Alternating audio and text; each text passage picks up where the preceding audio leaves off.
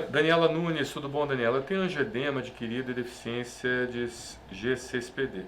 Tem algum risco em ambos os casos para tomar vacina de Covid?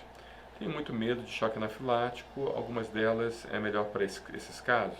Outra dúvida, tive uma gripe... Vamos lá, saiu daqui, Daniel, não consigo ver. Outra dúvida, tive uma gripe forte faz uns 3 meses, como se fosse uma espécie de sinusite. Depois disso, embora não tenha catarro e mesmo fazendo lavagem de nariz todos os dias, minha voz ficou anasalada, como se eu ainda tivesse congestionado. É normal isso passa? Então, Daniela, é uma pergunta também que a gente já respondeu muito nos nossos vídeos, né?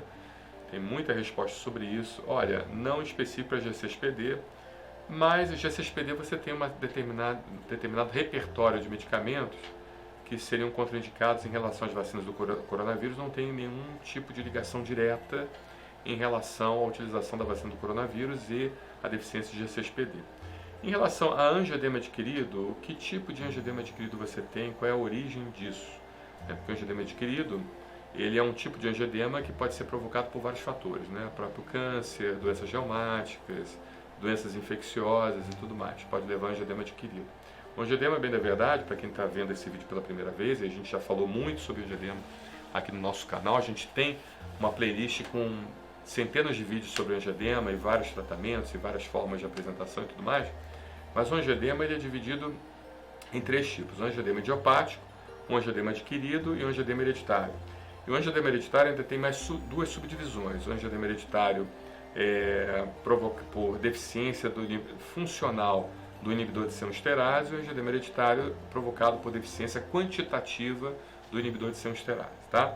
Então o angioedema adquirido, ele não é hereditário, ele não é idiopático, ele tem alguma causa orgânica dentro de você que está levando ao angioedema adquirido. Então a gente tem que entender qual é essa causa orgânica, tá bom, Daniela?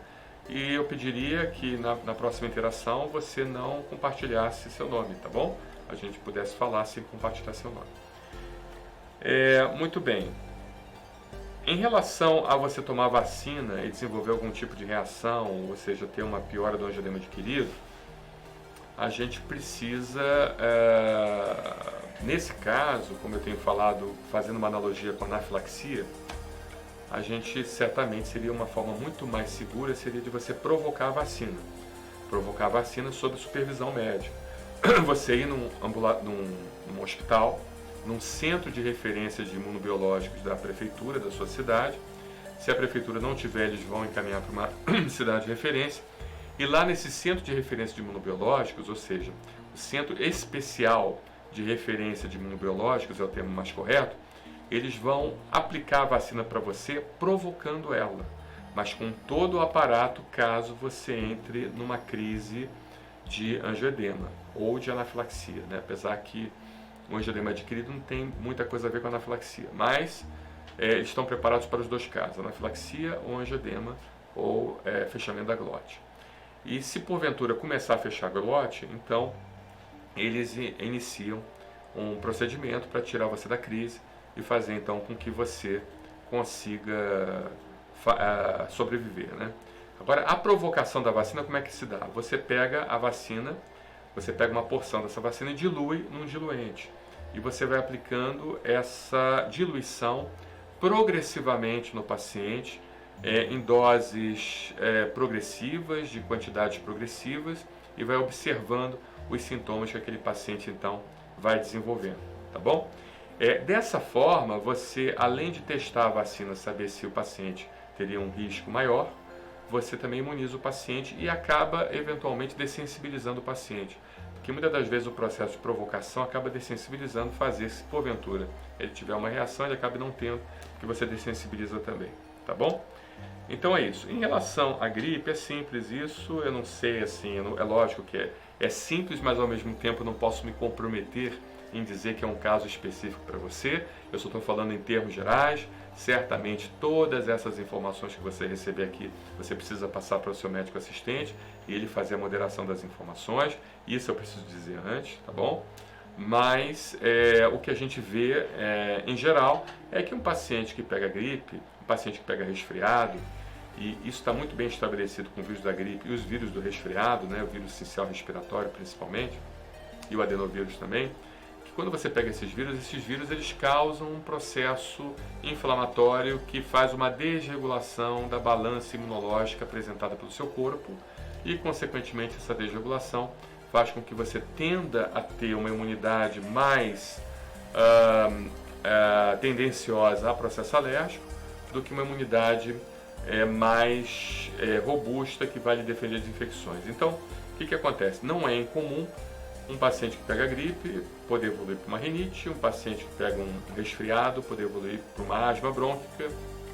Não é incomum um paciente que pega Covid, isso ainda não está muito bem estabelecido ainda, mas a gente tem observado nos consultórios médicos um paciente que pega Covid e acaba evoluindo para um quadro de DPOC, doença pulmonar obstrutiva crônica, como a asma brônquica, entendeu? Então a gente precisa realmente tomar muito cuidado e sempre se vacinar, porque a vacinação preventiva é a melhor solução.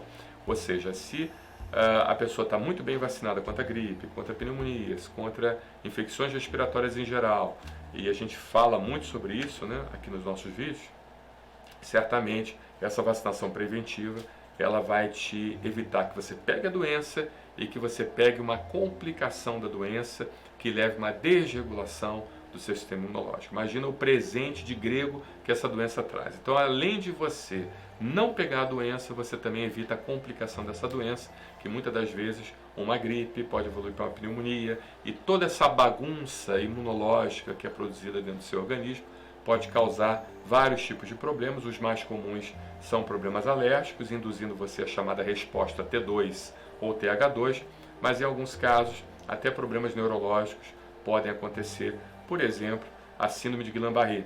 Então tem muita gente que pega infecções como herpes ou infecções virais de vários tipos que podem ser preveníveis, como a própria catapora, né, varicela zoster, que existe vacina para varicela zoster, e depois acaba evoluindo para a chamada síndrome de Guillain-Barré, onde as suas fibras nervosas elas são destruídas e você vai perdendo progressivamente a capacidade da movimentação do músculo, até você precisar realmente de uma abordagem total de equipe médica, porque você acaba não conseguindo fazer mais nada e até em alguns casos até entubado e passar por ventilação mecânica. Então não é uma brincadeira. Quando a gente manda o paciente se vacinar preventivamente, não é uma bobagem, entendeu? O médico ele consegue enxergar 1000 anos-luz de um paciente que não estuda, porque a gente demora 10 anos para a gente poder prescrever alguma coisa, né? 6 anos de formação, mais 4 anos de especialização, isso no mínimo, né? Tem médicos aí, com a neurocirurgia, por exemplo, é muito mais tempo. Então, assim, a gente, para prescrever alguma coisa, tem que estudar muito, né? Então, às vezes o médico, quando vê um quadro clínico de um paciente, indica uma coisa, aí o paciente, não vou fazer isso não, porque... isso aí, esse médico aí não sabe o que está fazendo, eu vi que um chá de boldo é muito melhor do que isso, um chá de espinha da santa. Não é que eu seja contra a fitoterapia, porque eu adoro a fitoterapia, prescrevo até para os meus pacientes. Mas o médico, quando prescreve um remédio, ele já está enxergando lá na frente o que pode acontecer com você. Tá bom, Daniel? Então, não é para você esse recado, estou falando aqui para todos os nossos ouvintes, porque muita gente vai assistir esse vídeo e é a única oportunidade que eles terão de ter a consciência de acreditar na palavra do médico, tá bom? Abraço, Daniela, obrigado!